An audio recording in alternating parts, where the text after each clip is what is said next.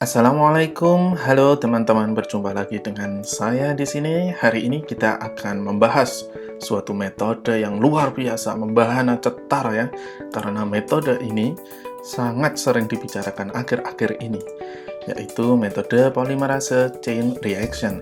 Nah, apa ini? Metode ini apa sih? Dan metode ini sering disingkat sebagai PCR. Nah, tentunya kita bisa mengartikan metode ini mulai dari singkatannya. Kita bahasa Indonesia kan coba. Reaksi berantai polimerase. Nah, apa pula ini? Di bahasa Indonesia kan kok masih susah ya.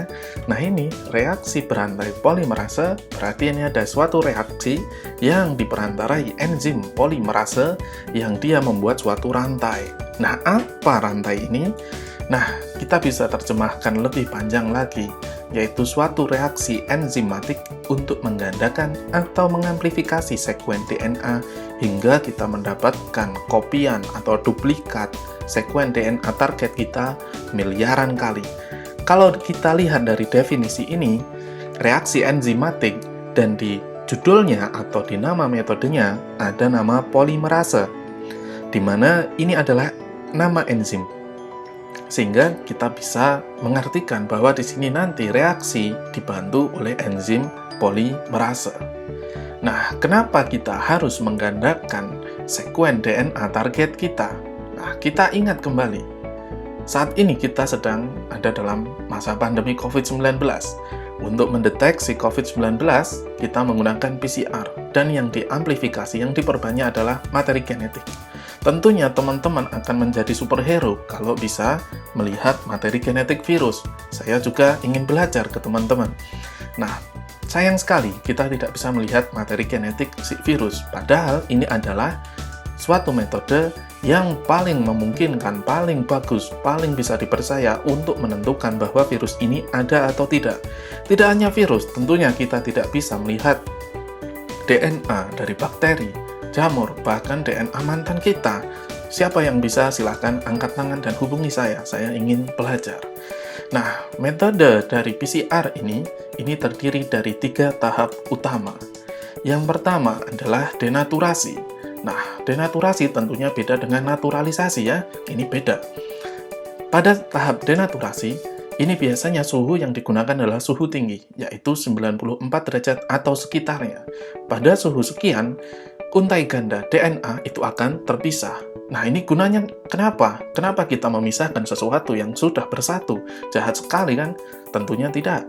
Kita akan lanjut ke proses yang kedua, yaitu annealing.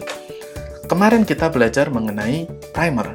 Primer suatu nukleotida pendek yang membatasi sekaligus menjadi tempat awal proses PCR. Nah, proses annealing ini adalah penempelan si primer itu. Biasanya terjadi pada suhu sekitar 55 derajat Celcius. Pada suhu sekian, primer itu menempel pada DNA target kita, pada ujung awal dan ujung akhirnya. Nah, di sini kita tidak jadi jahat pada saat denaturasi tadi, karena ini akan berlanjut pada proses berikutnya, yaitu ekstensi atau elongasi. Nah, sesuai dengan namanya ya, nomornya salah, ini nomor 3 harusnya. Oke, sesuai dengan namanya, ekstensi atau elongasi ini adalah proses pemanjangan primer hingga dia mencapai titik akhir dari DNA target kita. Proses ini biasanya terjadi pada suhu 72 derajat Celcius. Nah, ini tidak hanya berhenti cuma 3 tahap ini, karena sesungguhnya ketika tahap ini dilakukan di dalam proses mesin thermocycler, di sini terjadi suatu siklus yang dia berantai. Nah, di sini ada siklus yang dia berulang-ulang. Jadi dimulai dari denaturasi, annealing, ekstensi, denaturasi, annealing, ekstensi, dan selanjutnya. Kalau saya ulang-ulang, saya akan haus dan dehidrasi. Nah, di sini proses ini berulang kali hingga 25 hingga 40 siklus. Sehingga di akhir reaksi kita akan mendapatkan hingga 1 miliar amplikon. Nah, amplikon ini apa? Apakah ini adalah alien atau nama virus baru? Bukan, amplikon ini adalah nama dari hasil amplifikasi. Produk dari PCR itu sering disebut sebagai amplikon. Nah, untuk video kali ini kita hanya akan berbicara mengenai prinsip dasar ini dulu. Sampai jumpa di video berikutnya, kita akan membicarakan mengenai reagen-reagen yang digunakan di dalam PCR.